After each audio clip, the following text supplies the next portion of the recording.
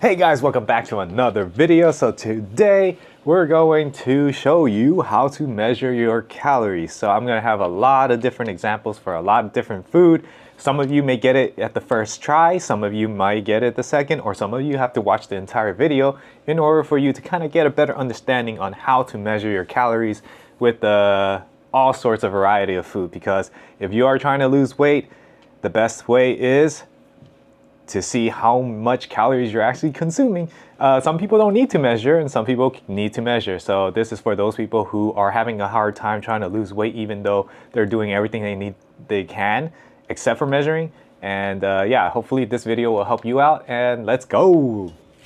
Alright, so we're gonna have a few examples on how to measure calories, especially from things that people might not be aware of, like let's say milk. How do you measure calories from milk? So why don't we go over here and look at this.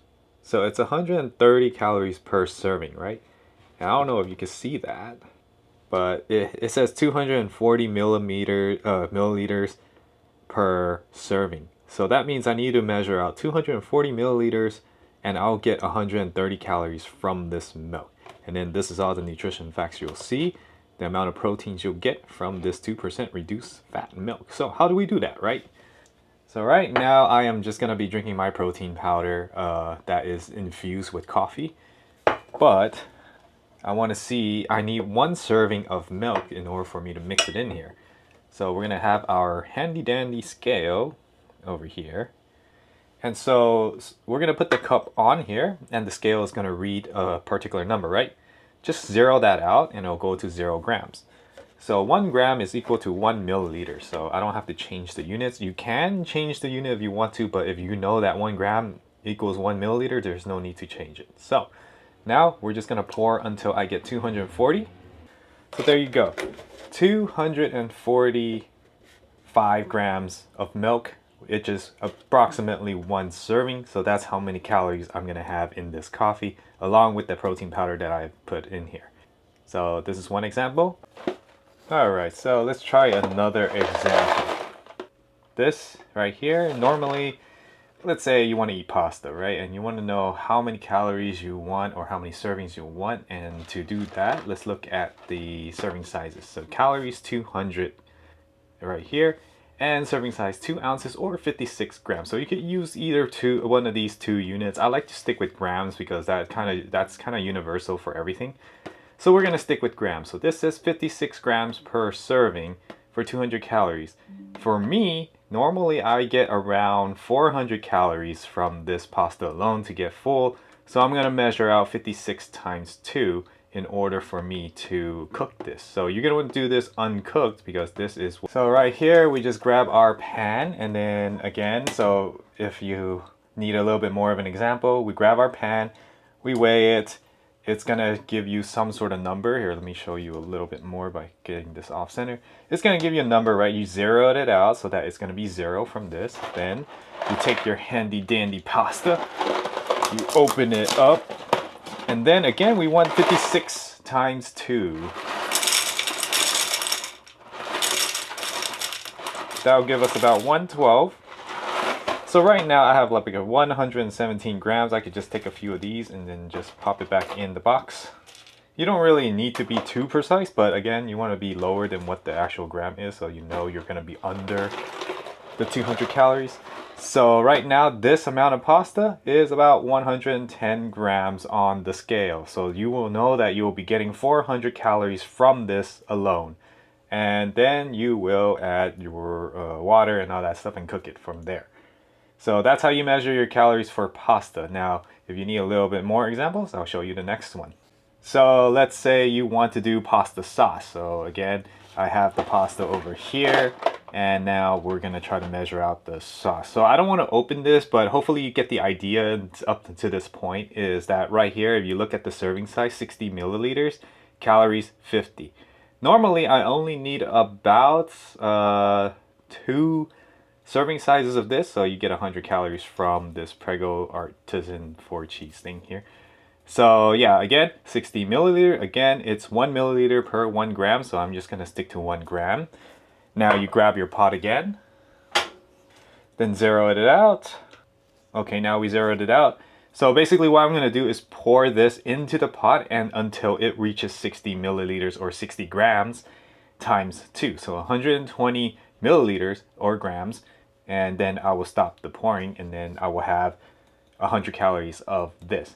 So normally I eat 100 calories of this, for example, 100 calories of the sauce plus 2 servings of this, so 400 calories. So it's going to be a 500 calorie total that will get me full from this. Now, you'll have 500 calories from there, and then add your protein source. Normally I like chicken to add into it, or I can get tuna.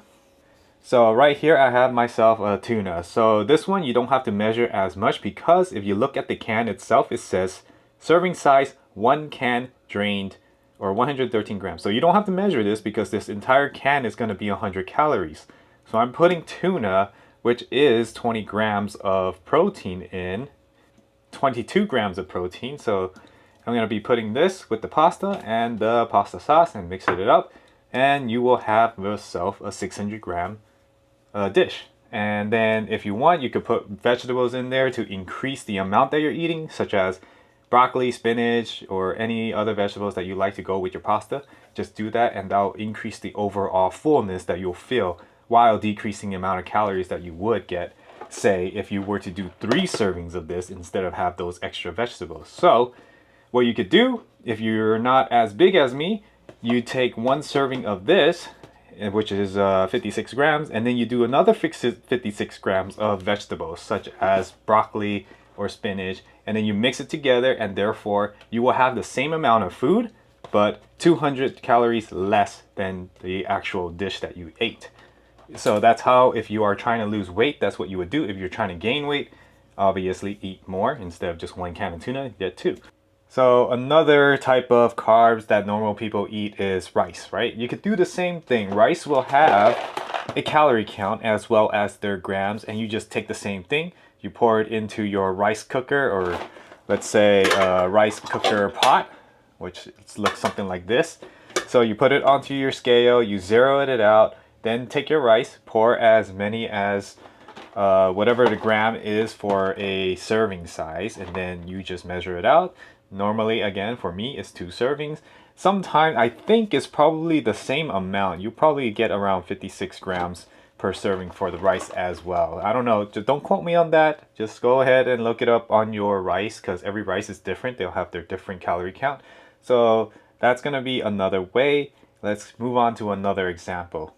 All right, so another popular item that people normally eat is bread and peanut butter and bread, or peanut butter and jelly sandwich. So we're gonna be using these as examples. So what kind of bread I have? So normally I want to try to get the lowest amount of calories for the bread. So this one is 80 calories per serving, 2 slices if you could see. So I'm eating 4 slices, so that's going to be 160 calories for this meal that I have here. So yeah, they do brag that it's 40 calories per piece or per bread with 15 grams of whole grain. So yeah. This is the bread I normally like to choose because it's low on the calorie count and high on the whole grain. Okay, so once you got your bread of whatever you like to eat, I'm gonna now weigh it over here. Like the bread, we already know how many calories is 1 bread. So I'm just gonna weigh it because we're gonna be applying the peanut butter and jelly onto it. We have calorie count 220 per serving. So it's about 56 grams. So we're gonna apply that probably using 1 serving for the entire 4. So we're gonna divide the 220 calories or the 56 grams by 4 and see if we can apply it to 1 bread. So right now I'm just gonna zero out. So we have a 0 scale right now. I'm gonna open up my jelly sandwich over here. I'm gonna scoop some here. Pretty much what I'm gonna do is pick up the bread now and just slather it on like so.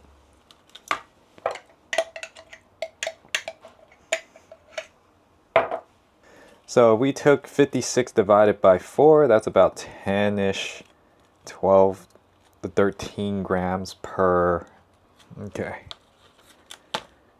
Okay, so I am at 18. If you see it over here, the scale, it says 18 grams.